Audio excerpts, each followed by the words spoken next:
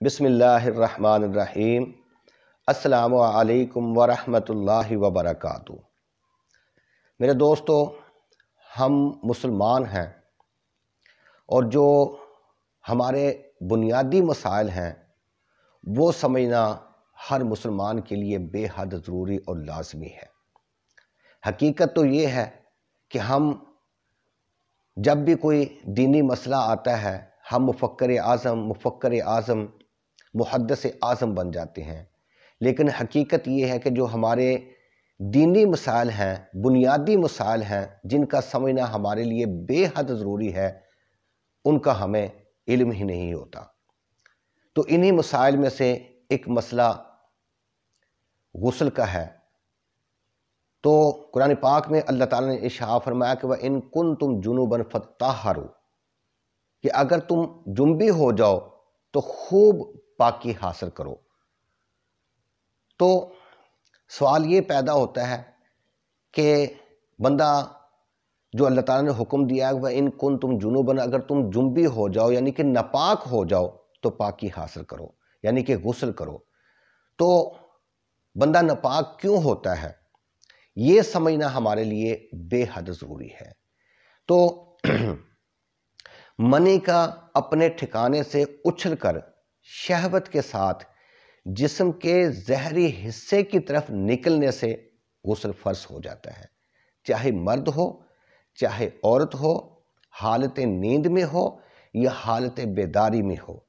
تو منی جب اپنے ٹھکانے سے اچھل کر شہوت کے ساتھ جسم کے ظاہری حصے سے نکلے گی تو اس کے اوپر غسل فرض ہو جاتا ہے۔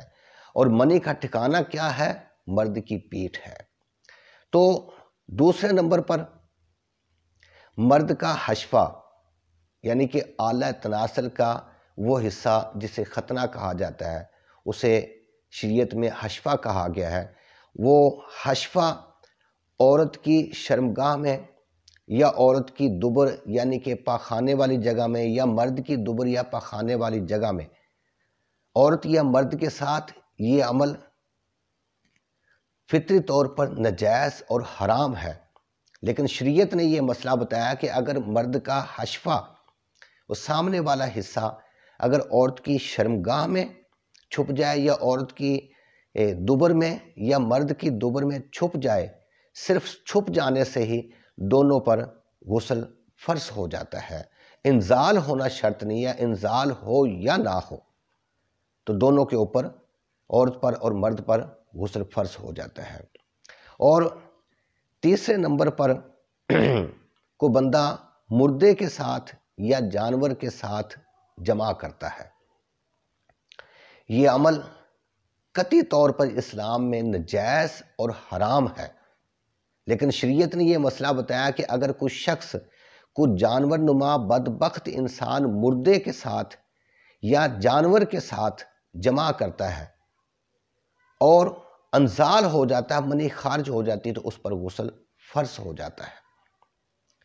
تو چوتھے نمبر پر بندہ نشے کی حالت میں تھا، نشے سے اسے افاقہ ہو گیا، بے ہوشی میں کی حالت میں تھا، بے ہوشی سے اسے افاقہ ہو گیا۔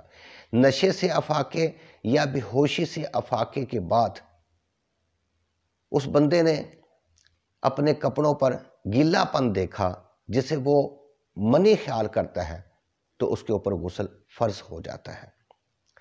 اور پانچویں نمبر پر بندہ لیٹ کر سویا تھا،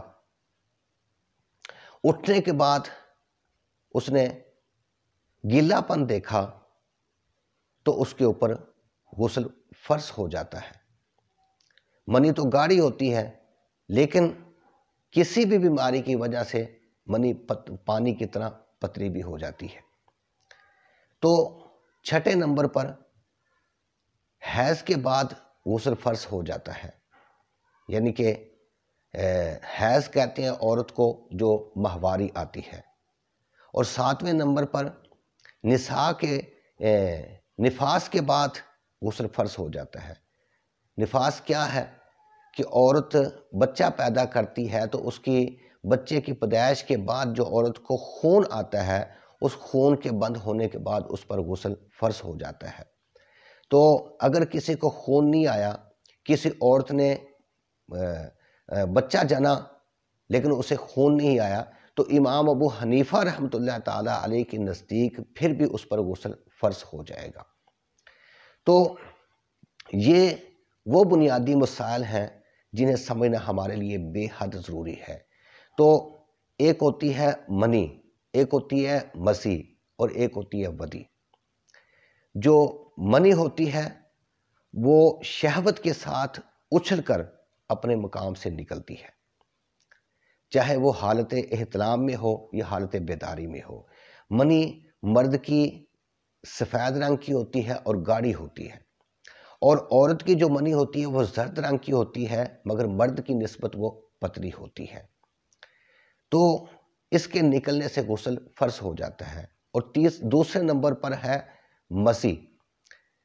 مزی کیا ہے کہ جب عورت اور مرد ایک دوسرے کے ساتھ کھیلتے ہیں اور حالت شہوت میں مرد کا کہ اعلیٰ تناسل سے جو تھوڑا سا پانی نکلتا ہے، عورت کا پانی زیادہ نکلتا ہے، عورت کے پانی کو قضی بھی کہا جاتا ہے، تو یہ جو پانی نکلتا ہے اس کے بعد انتشار ختم نہیں ہوتا، شہوت ختم نہیں ہوتی، شہوت بھی اور انتشار یہ برقرار رہتے ہیں۔ یہ جو اس حال میں جو تھوڑا سا پانی نکلتا ہے، مرد کے 1 یا 2 قطرے، عورت کا تھوڑا سا زیادہ نکلتا ہے، اس کے بعد شہوت ختم نہیں ہوتی، تو اسے مزی کہا جاتا ہے، اور مزی کے نکلنے سے غسل فرض نہیں ہوتا۔